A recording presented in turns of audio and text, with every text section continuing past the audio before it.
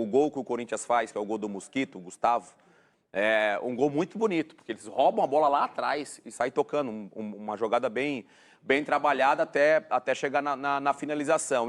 Quero falar agora sobre Romarinho. Será que o atacante ex-Corinthians, aquele super decisivo em jogos de Libertadores da América, está de saída do Al Ittihad? Romarinho é um dos grandes astros do futebol saudita nos últimos anos. O pessoal no Al Ittihad é apaixonado por ele, especialmente o torcedor, porque em todos os jogos decisivos é o Romarinho quem costuma aparecer para decidir. Foi assim, por exemplo, na temporada passada, quando o Al Ittihad se sagrou campeão, tendo o brasileiro como grande herói. Salve, salve, fiel corintiana. Coringão consegue arrancar empate no finalzinho do jogo aí contra o Cruzeiro lá no Mineirão. Grande jogada do Moscardo, grande roubada de bola, o passe, o drible dele. O contra-ataque do Corinthians até saiu o gol do Gustavo Mosquito, onde Denilson Show se encantou, né, com o Corinthians, com essa jogada do Corinthians aí, principalmente com o Gabriel Moscardo lá no começo. E, rapaziada, no finalzinho do vídeo, vamos estar trazendo aqui também, ó, notícias sobre Romarinho. Exatamente, Romarinho pode estar chegando no Corinthians ou não. Vamos ver qual é as notícias que traz o Nicola sobre o Romarinho no Corinthians. Bora tá vendo aí. Mas antes disso tudo, comenta aqui, rapaziada, se vocês queriam o Romarinho de volta no Corinthians. Isso, obviamente que sim, né? Mas vocês queriam ele pra hoje ou vocês queriam ele em 2024 já, na próxima jornada de transferência? Aproveita e comenta aqui. Na hora que for comentar, rapaziada, segue nossas páginas no Instagram, no Facebook e no Twitter, que lá a gente posta notícias 100% atualizadas do Coringão. E agora deixa de enrolação e bora pro vídeo, rapaziada. Todo mundo entrou pra dentro da área, eu fingi que ia pra frente, dei um passo pra trás e a bola veio certinho na minha cabeça. E aí, graças a Deus, fui feliz ali na cabeçada e fiz o gol. O atacante, recuperado de lesão, voltou a ser relacionado depois de 10 meses. Eu nem sei se eu estava tão preparado fisicamente para jogar todo esse tempo. Eu não fiz nenhum coletivo desde quando eu voltei, né? Porque um jogo atrás do outro também não tinha muito tempo. Mas graças a Deus consegui ali suportar bem e fazer esse gol importante no final. Tanto o Gustavo como o Lucas Veríssimo não fizeram coletivo. Mas você tem que colocar, então você coloca, né? Então o Lucas jogou de início, jogador experiente, e o Gustavo entrou dentro do jogo, né? Então é bom para eles, mas é risco que você tem que correr, né? As duas equipes seguem com campanhas irregulares no campeonato, mas o resultado teve sabor diferente para os dois treinadores.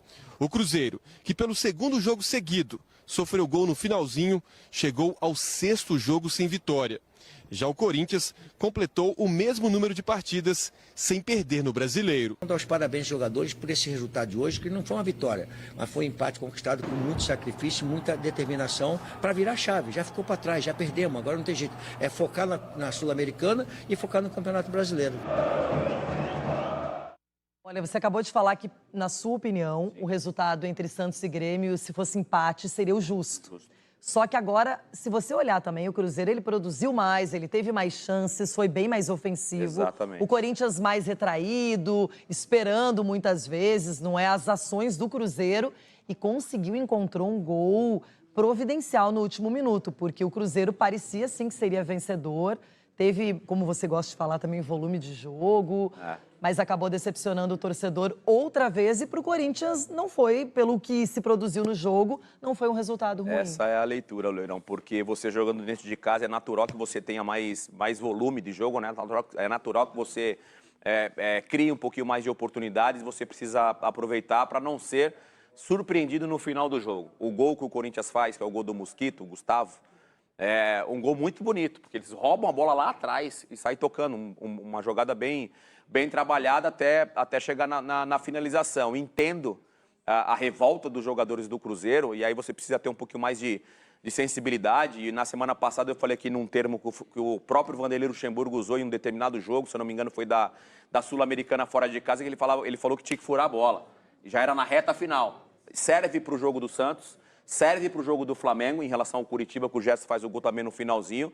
Tem momentos do jogo que não é o treinador, é o jogador dentro do campo ter um entendimento que está faltando 2, 3, 4 minutos para acabar e você segurar a bola na frente. Eu acho que foi no jogo contra o Inter que o Corinthians estava ganhando por 2-1 e aos 53 do segundo tempo o Inter fez o gol. Serve não também.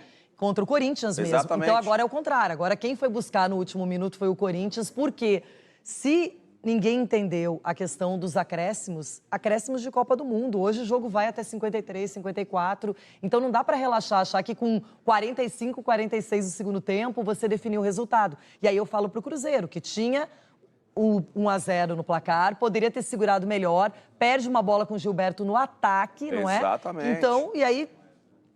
É esse tipo de leitura que o cara precisa ter, que o jogador precisa ter. E nós não estamos falando de um cara que começou a jogar bola ontem.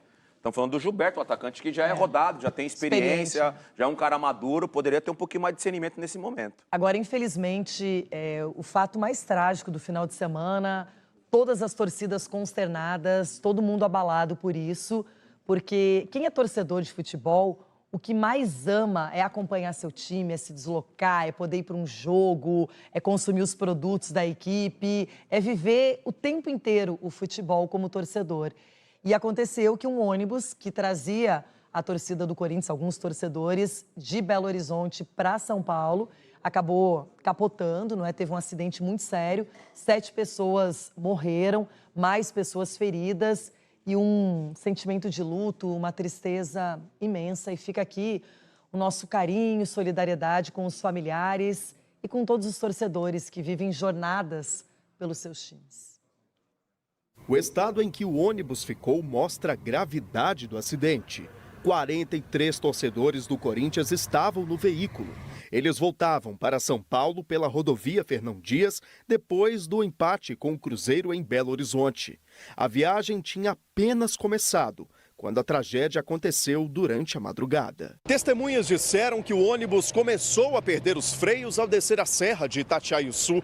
Sobreviventes contaram que o motorista entrou em desespero e começou a gritar que o veículo estava desgovernado. Ele só foi parar neste ponto depois de atingir um morro e capotar. Objetos dos passageiros ficaram espalhados no asfalto. Vários bancos foram arrancados. 7 pessoas morreram no local. Eu estava dormindo no fundo, estava no fundão, perto do banheiro. Aí a gente acordou com a gritaria de que estava sem freio. Eu vi o motorista passando rápido por 2 caminhões e 2 ônibus. E aí ele fez a manobra de jogar em cima do barranco para tentar. Acho que ele pensou que ia parar, mas do jeito que ele jogou, o ônibus tombou no barranco. Os feridos foram levados para hospitais de Belo Horizonte, Contagem e Betim. A todo momento, torcedores das organizadas do Corinthians chegavam para prestar apoio. Já colhei aqui para ver se o pessoal precisa de um apoio moral ou não, né? Mas eu vou descer no IML ver se alguém precisa de uma cama, um banho, alguma coisa. Segundo a Agência Nacional de Transportes Terrestres, a ANTT, a viagem era irregular. Isso porque o ônibus não tinha registro e não poderia fazer o transporte interestadual de passageiros. Em nota, o Corinthians disse que se solidariza às vítimas e familiares. O time confirmou que vai pagar o translado dos corpos.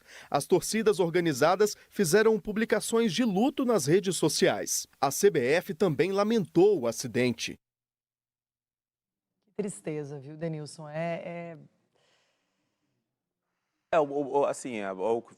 Fazer das tuas palavras as minhas em relação ao sentimento aos familiares, né, Loirão?